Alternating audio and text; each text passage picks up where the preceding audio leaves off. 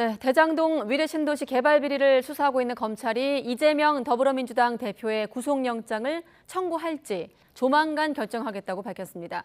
검찰은 화천대유 대주주 김만배 씨에 대해서도 대장동 범죄 수익을 은닉한 혐의로 또 한 번 구속영장을 청구하기도 했습니다. 취재기자 연결하겠습니다. 나혜인 기자.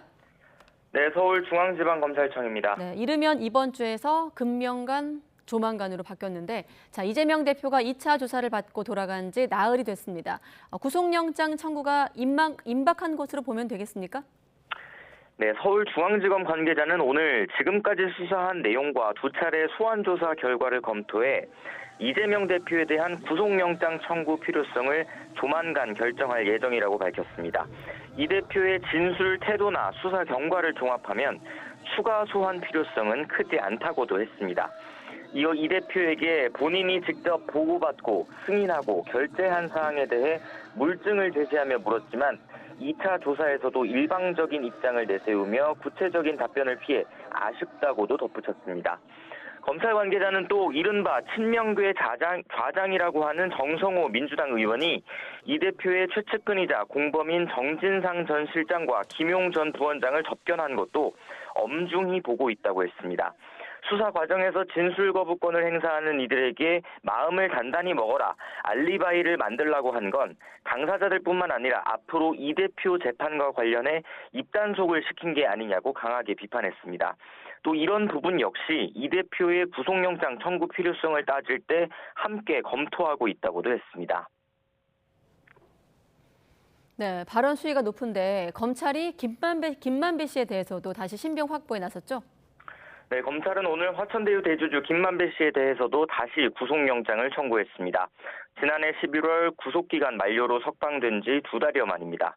영장에 적시한 혐의는 범죄 수익 은닉과 증거인멸 교사, 증거 은닉 교사 등 3가지입니다. 대장동 수사가 시작된 재작년 10월부터 지난해 11월까지 범죄 수익 340억 원을 수표로 빼 차명 오피스텔이나 대여금고에 숨긴 혐의가 대표적입니다.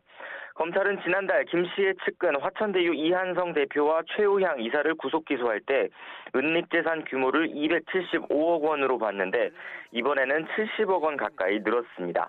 당시 김 씨는 측근들이 체포되자 극단적인 선택을 시도하기도 했는데요. 검찰 관계자는 김 씨가 지난해 11월 구속기간 만료로 풀려난 뒤에도 추가로 범죄 수익을 수표로 찾은 사실을 확인했다고 밝혔습니다. 또 김 씨가 재작년 9월 지인에게 대장동 사건 증거가 저장된 자신의 휴대전화를 불태워 버리게 지시한 혐의도 적용했습니다. 검찰은 증거인멸은 죄질이 불량하고 중대한 범행이고 김 씨가 극단적인 선택을 시도했던 점도 고려해 구속영장을 청구했다고 설명했습니다. 또 김 씨의 자금을 추적하는 건 50억 클럽 수사를 본격화하는 의미도 있다고 설명했습니다.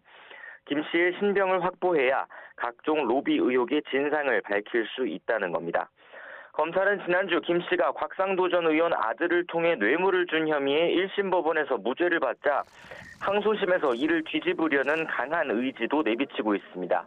검찰 관계자는 곽 전 의원 재판과 김 씨 로비 자금 수사에 추가 인력을 투입해 1심 판단을 고치고 50억 클럽 의혹의 실체를 규명하고자 최선을 다하겠다고 덧붙였습니다. 지금까지 서울중앙지검에서 전해드렸습니다.